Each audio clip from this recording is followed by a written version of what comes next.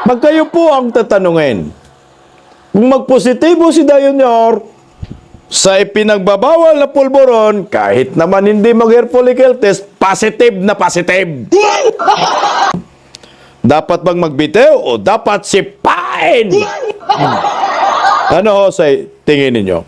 Pakinggan po natin ang banat na ito. Attorney, kung sakali man makumpirma o maging positibo si Pangulong Bongbong Marcos nga na gumagamit ng illegal na droga, kung sakali man, dapat ba siyang magdeklara? Ano bang proseso niyan? Magdeklara siya na hindi niya nakaya gampanan ang kanyang tungkulin dahil nga positibo ang kanyang resulta doon sa hair follicle test? Well, dalawang bagay po yan. O pwede na siyang tuluyang magbitiw dahil nga po ang paggamit ng droga ay labag sa batas. At yan po ay taliwas sa trabaho ng presidente na magpatupad ng batas.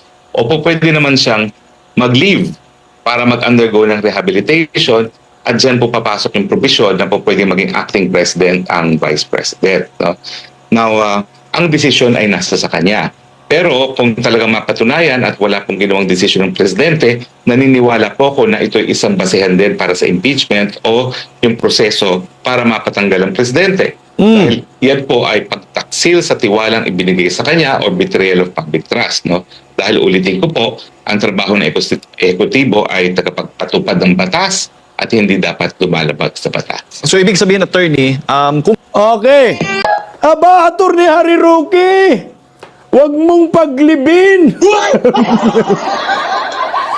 Sipain na yan. Pagbitiwin mo na yan. Automatic na yan. Ngagba kaya niyag ngagba. Aba kasi pag nagpositibo, siyempre, di na yan kaya ng rehabilitation, Attorney Harry Roque. Sipain! kung sakali man magpositibo, dadaan pa rin ito sa Kongreso, sa Senado at sa House of Representatives at sila yung magdidesisyon kung talagang palitan na o dapat nang mag-resign o ma-impeach itong si Pangulong Bongbong Marcos. Well, hindi po palagi dadaan sa Kongreso. Kapag dumaan po tayo sa ruta ng impeachment, siyempre dadaan yan sa Kongreso at sa Senado. Kasi kinakailangan magkaroon ng 2/3 vote tapos makarating yan sa Senado at Senado naman ang uupo bilang isang impeachment court. No? Pero kapag ang desisyon naman ay mag-resign, naki-presidente na po yan. At ganyan din po ang proseso kapag siya ay mag-leave no? At magtatalaga ng acting president. Ayan.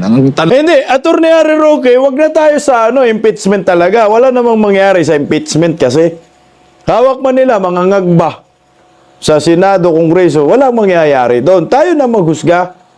Ang taong bayan na, wag na natin sabihin na mag-leave of absence ka, tapos acting president si Inday Sara.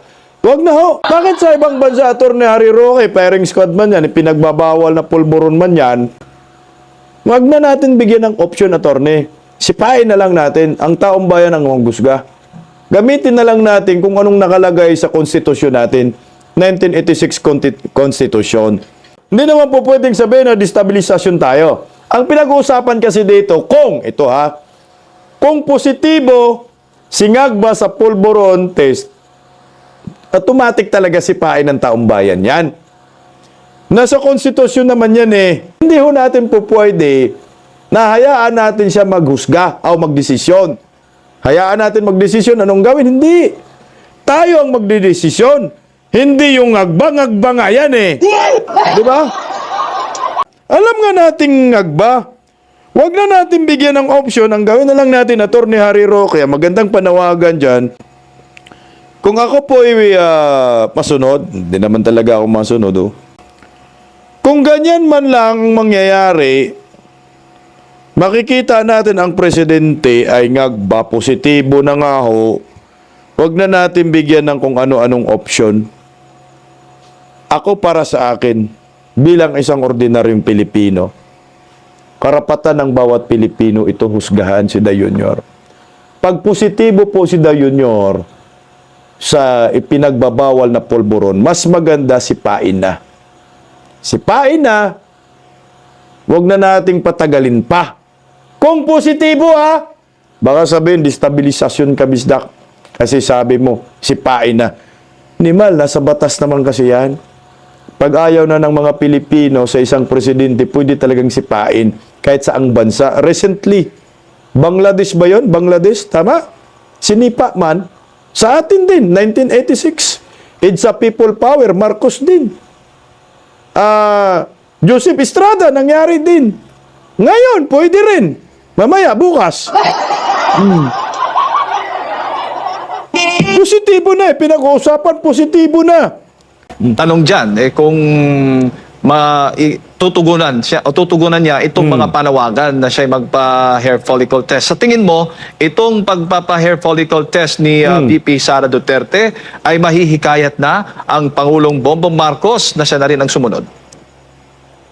Sa tingin ko po, no, kasi kung ang pangalawang pinakamataas na opisyales pumayag na sumalang sa proseso, ang ninanais lang naman ay siguraduhin na nasa tamang pag-iisip ang mga pinakamatataas na naglilingkod ng bayan, wala naman po siguro mawawala kung susunod sa yapak ni Vice President ang ating presidente, dahil siya naman po ngayon ang pinagdududahan dahil nagkaroon po ng video na na-authenticate at nandiyan din po yung eyewitness account ng isang Cathy Binag at yung mga dati nang sinabi ng Presidente Duterte na meron siyang nakitang ebidensya na nung nakaraan siya gumagamit ng pinagbabawal na gamot. At syempre, nandiyan din yung mga confidential informants ni Agent Morales, no, na nagsabi rin na may mga nakakita na gumagamit ng cocaine ang ating presidente.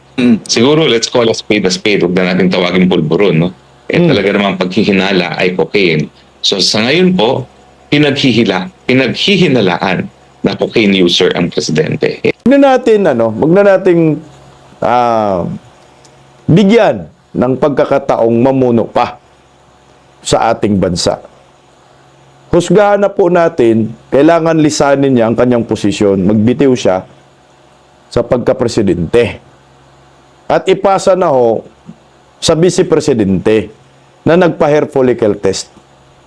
Kasi kailangan po natin ng leader na matino. Kung sakaling patuloy pa rin na maninindigan at na hindi magpapa-hair follicle test si Pangulong Bongbong Marcos, at ang problema din, attorney, wala tayong narinig mula sa mga ahensya. Merong narinig tayo pero itinatanggi yung mga paratang laban sa Pangulo. Well, dyan po papasok yung kawalan ng tiwala sa taong bayan.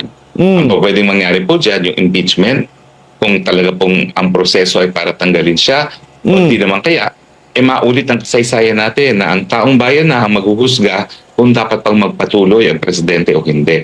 Iyan ang gusto ko! Taong bayan na ang maghusga kung magpapatuloy pa ba, singag ba, o hindi. Tayo na po maghusga. Isagad na natin sa kaibuturan ng budi ng mga animal. Kasi sila sagad-sagad na po. Limas na ka ba ng bayan? Niloloko na nga ho tayo. Bumaba daw ang kahirapan. My God, pagkatapos ng 21 pesos, bumaba daw kahirapan. Niloloko tayo. Tama yan! Husgahan natin. Sabay-sabay ho tayo. Sumigaw. Kung saan man. Diretso na sa Malacanang. Huwag nang ipadaan sa EDSA ni Mal.